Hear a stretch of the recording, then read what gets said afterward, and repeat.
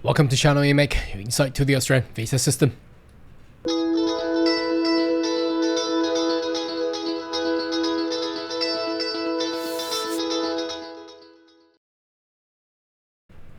Good day everyone, my name is Karl, your online YouTube visa consultant.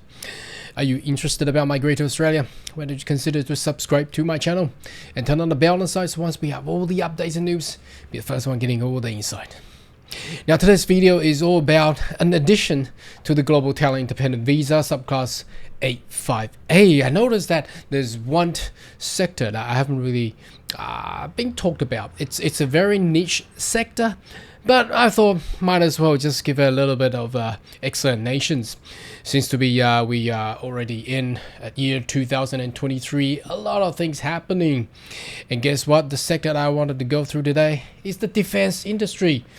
Now, noticing that there's war going on in Europe and perhaps another tension in Asia Pacific. So the defense industry has been boosted for many countries around the world, and Australia is not alone. And did you know that defense industry is also one of the sector that the Australian government want to attract? Well, obviously not the soldiers, but it's more towards more technology advancements that can be utilized in the industry. So let's go through it. You may be interested, or you may have some friends within such industry, and perhaps they are eligible to apply for GTI and become a permanent resident of Australia. Why not? All right, let's go through this first page. This is Global Australia.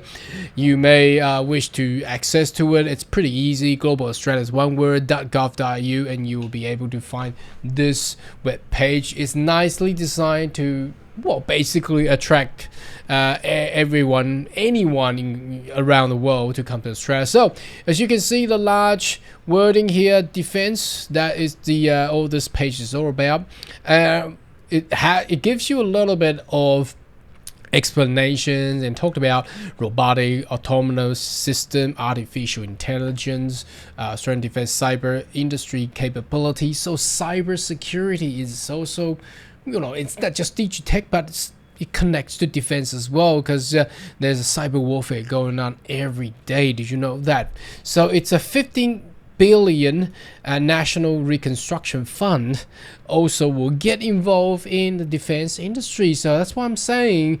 Even with the migration review report coming out, I believe that Global Talent Independent Visa will continue to be flourishing because of the National Reconstruction Fund, which has passed recently, and that will boost into all type of sector in the technology industry.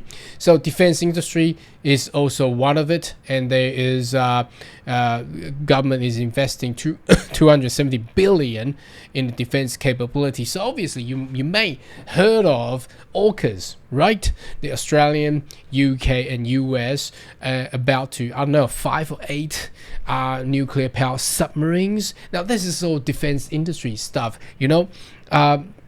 A little question I'll throw back to people is that, you know, getting all these nuclear power submarine, you need those technicians, you need those engineer to actually drive that submarine, and that's all included in those talents. So not just submarine, but you can see there's also this young lady as a defense scientist. I'm not too sure how scientists will get involved in defense, but I guess it's all the advanced stuff perhaps that can connect it to defense industry, and the emerging markets, so the sensor analytics, advanced material. Noting that not just space tech but defense industry always look towards the most advanced material to be used, and robotic, you know, we've seen a lot of drones being flying around, additive manufacturing and augmented and virtual reality. So that's the I believe that's more of the training stuff, that's training all those soldiers through the technology as well.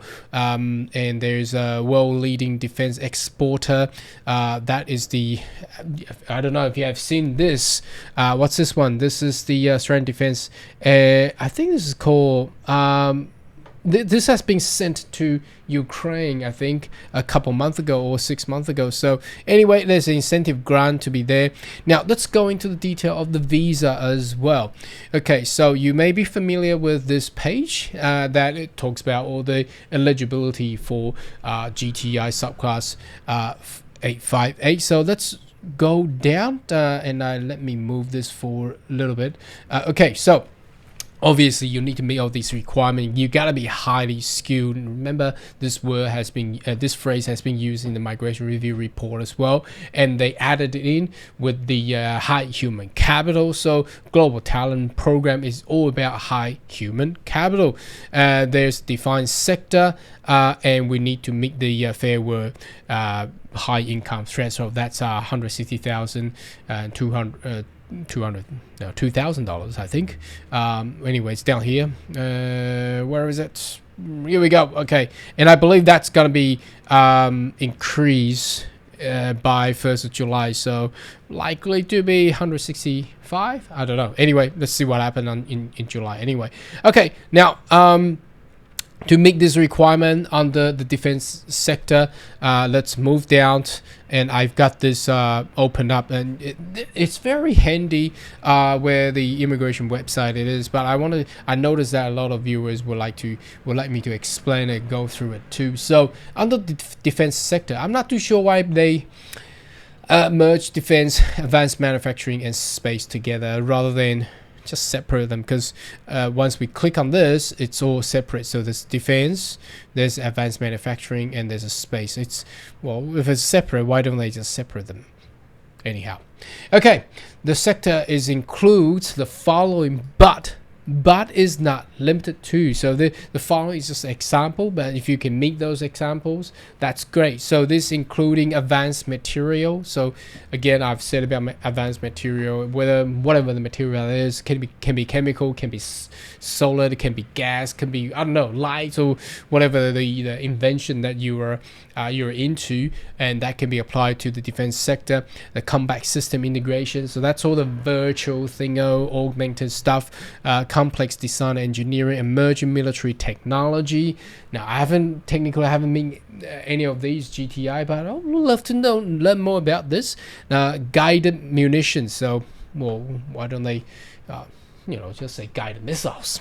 Anyway, okay, intelligent analytics. So you may notice that the war going on in Europe, they utilize intelligent analytics to understand through the data collected on the ground, air, sea, and analyzing the condition, weather, climates, and then calculating all into the defense capability. Modern training simulation, protect and secure communication. So obviously you don't want your communication to be hacked. You don't want your defense secrecy or confidential stuff or data to be it has to be protected, okay, during the communication. So the general communication through, I don't know, whatever it is, it has to be encrypted in a very, very high encryptions. Otherwise, if the enemies is hearing what you're saying, it's all gone, right? I believe everybody had watched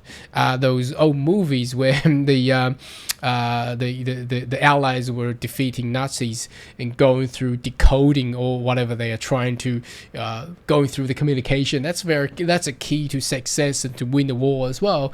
Okay, protection technology. So that's that also includes some of the wearables, some of the clothing with advanced materials can protect. So something that you can imagine.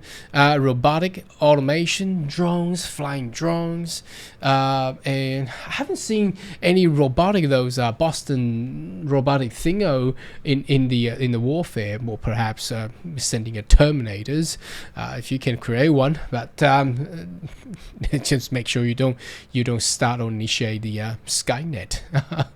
Sensor and advanced signal processing, surveillance, intelligence, specialty experience, ICT system, analytics, and security. So again, that's the sector, but not limited to these specializations. So exceptional candidate can be the business director. So the person who founded the company, and the company innovates with all these technology, or a strong candidate for maybe a global, very large defense companies, and then you are one of the senior technology manager, or the managerial role of senior managerial role of this highly global tech companies. The following will not usually meet the requirements, so they are not looking for soldiers or sailors or junior officers. So just make sure that not just to joining an army will automatically allow you to migrate